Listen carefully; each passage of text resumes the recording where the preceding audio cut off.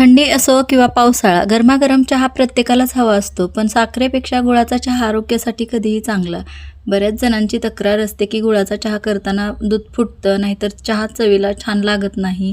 आज मी तुम्हाला अशा काही सोप्या टिप्स सांगणार आहे, ज्याने तुमचा गुळाचा चहा कधीही फुटणार नाही आणि एकदम बासुंदीसारखा घट्ट व चविष्ट होईल. आरोग्याच्या दृष्टीने आणि फिटनेसच्या दृष्टीने बहुतेक जण गुळाचा चहा पिणं पसंत करतात, पण बहुतेकांना गुळाचा चहा बनवता येत नाही. चहासोबत आज मी तुम्हाला मस्त स्वादिष्ट आणि तितकाच औषधी असा चहाचा मसाला घरच्या घरी कसा बनवायचा ते सुद्धा दाखवणार आहे. एकदा हा चहाचा मसाला बनवाल तर तुम्ही आरामात 2 ते 3 महिने टिकवून ठेवू शकता. चला तर मग रेसिपीला सुरुवात करूया. नमस्कार, मी सविताच किचनमध्ये सर्वांचे खूप खूप मनापासून स्वागत. चमच्याचा वापर करून 2 चमचे भरून इथे मी हिरवी वेलची घेतली आहे. हिरवी वेलची चहामध्ये घातल्यामुळे सुगंधाबरोबरच ॲसिडिटी ज्यांना चहामुळे होते त्याचा त्रास होत नाही. आता यामध्ये 1 चमचा भरून आपण लवंग टाकली आहे. लवंग घातल्यामुळे सुद्धा संसर्गजन्य आजारांपासून सुटका होते. आता यामध्ये आपण घालूया चमचा भरून काळी मिरी. काळी मिरीमुळे सुद्धा संसर्गजन्य आजारांपासून आपली सुटका होते आणि रोगप्रतिकारक शक्ती वाढली जाते. त्यानंतर आपण यामध्ये मी 1-1 इंचाचे 3 ते 4 तुकडे दालचिनीचे घातले आहेत. ह्यामध्ये 1 सुंठेचा तुकडा मी घालणार आहे. सुंठेमुळे सर्दी खोकला तर कमी होतो, त्याशिवाय भूक देखील वाढवली जाते. आणि सर्वात शेवटी यामध्ये 1 जायफळ मी घालणार आहे. जायफळमुळे सुद्धा सर्दी खोकला सुद्धा कमी होतो आणि रक्त शुद्धीकरणाचं काम देखील केलं जातं. यामध्ये आपण जे सुंठ आणि जायफळ घातलं आहे, थोडंसं खलबत्त्यामध्ये तोडून घेतलं आहे, जेणेकरून मिक्सरमध्ये वाटताना आपल्याला हे बरं पडेल. आता मंद आचेवर हे सर्व पदार्थ आपल्याला हलकेसे भाजायचे आहेत. थोडेसे डाग येईपर्यंत 2 ते 3 मिनिट भाजून घ्यायचं आहे. एकदा हे असे भाजून झाले की पूर्णपणे आपल्याला हे थंड करून घ्यायचं आहे. एकदा हे सगळे जिन्नस पूर्ण थंड झाले की आपल्याला हे मिक्सरच्या भांड्यामध्ये घालताना मिक्सर पूर्णपणे स्वच्छ धुतलेला आणि कोरडा केलेला आहे ना याची खात्री करून घ्यायची. जर मिक्सर ओला असेल तर मात्र आपला मसाला लवकर खराब होऊ शकतो. इथे आपला घरच्या घरी सुगंधी आणि औषधी असा चहाचा मसाला तयार आहे. हा चहाचा मसाला करताना सुद्धा असा थोडासा भरडसर असा वाटून घ्यायचा आहे. फार जर बारीक केला तर मात्र तो गाळणीतून खाली येऊ शकतो. चहा जेव्हा आपण पितो तेव्हा थोडासा त्यामुळे भरडसर असा वाटून घ्यायचा आहे. आत्ता हा मसाला एखाद्या हवाबंद डब्यामध्ये भरून ठेवायचा आणि हा मसाला केलात की 2 ते 3 महिने टिकवून ठेवू शकतो. आता आपण गुळाचा चहा कसा बनवायचा ते पाहूया. यासाठी ते मी 2 पातेले घेतले आहेत आणि एका पातेल्यात आपण 1 कप असं दूध घेतलं आहे. तुम्ही कोणतंही प्रमाण घेऊ शकता, ग्लास घेऊ शकता किंवा कप घेऊ शकता किंवा हा कुल्हड घेऊ शकता. तर एका गॅसवर मी मंद आचेवर दूध तापवायला ठेवलं आहे. आता आपल्याला ह्या पातेल्यामध्ये पाणी घालायचं आहे. तर पाणी हे आपल्याला 1.25 कप असं घालायचं आहे. 2 कप चहा कसा बनवायचं हे प्रमाण आज मी तुम्हाला दाखवत आहे. त्यामुळे एका पातेल्यामध्ये प्रथम आपण दूध ठेवलं आहे 1 कप असं आणि 1.25 कप असं पाणी एका पातेल्यामध्ये उकळायला ठेवलं आहे. मी इथं कुल्हडचा वापर केला आहे, तुम्ही कपाचा सुद्धा वापर करू शकता. तर इथं गवती चहाची 1 पाथी बारीक कट करून टाकून घेतली आहे यामध्ये. तर 1 छोटा आल्याचा तुकडा सुद्धा घालणार आहे, कारण आरोग्यासाठी खूप छान आहे. आता सध्या पावसाळा आहे, सर्दी खोकला आपल्याला होतोच, त्यामुळे आल्याचा वापर करायचा.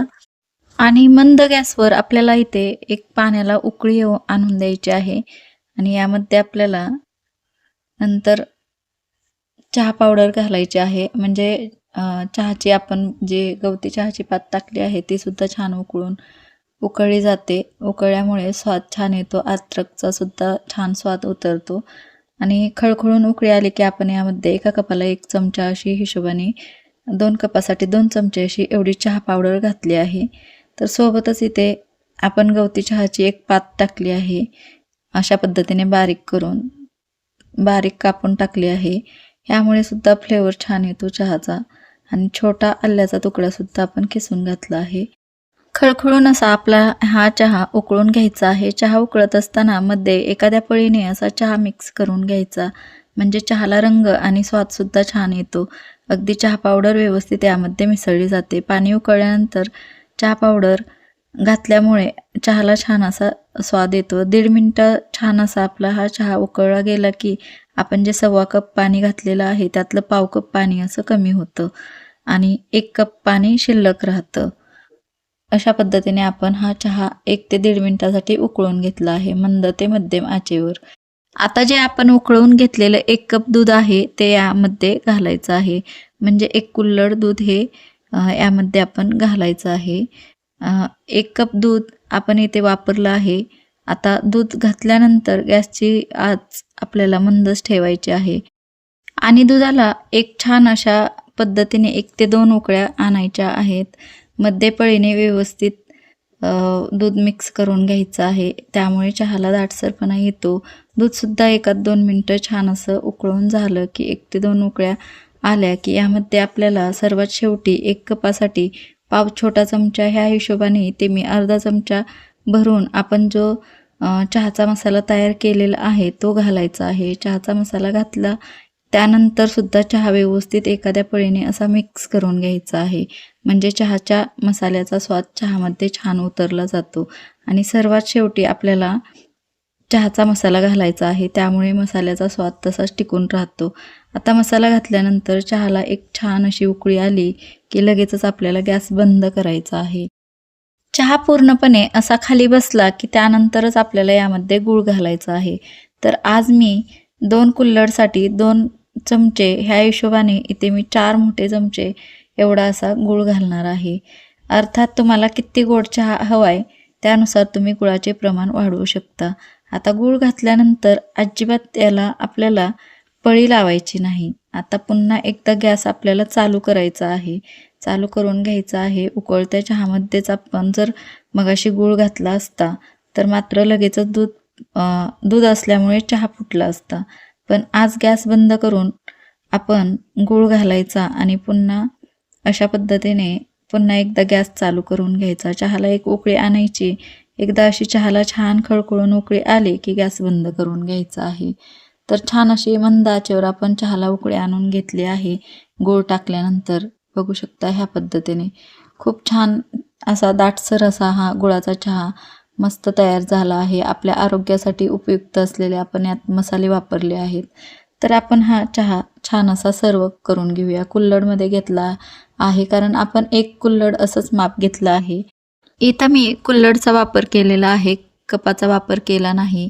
अगदी जवळून दाखवते तुम्हाला. चहा कुठेही फुटला नाही आणि दाटसरसुद्धा झालेला आहे. जर तुम्हाला चहाची रेसिपी आवडली तर व्हिडिओला लाईक करा आणि कमेंट करून सुद्धा सांगू शकता. व्हिडिओला लाईक करा, शेअर करा आणि सविताज किचनला सबस्क्राईब करायला विसरू नका.